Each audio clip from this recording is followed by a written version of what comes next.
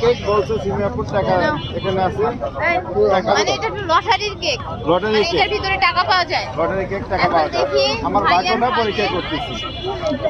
কয় টাকা পাওয়া যায়, সেটাই দেখি কয় টাকা পাওয়া যায়। ভাইয়ের কাছে দিও, ভাইয়াই বের করবে, আমি তো দেওয়ার কাছে। ও টাকা তো নেই। খেয়ে দেখেন, আচ্ছা, মানে কেকের লুক দেখেই তো বলা যাবে না।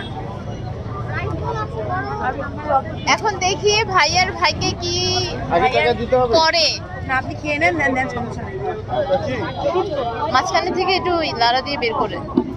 ভিতরে থাকে, দেখি কি মাঝখানে টাকা আছে, ভাগ্যে কি আছে জানা যায় না। আমরা সবাই দেখি ভাইয়ের ভাইকে কি আছে।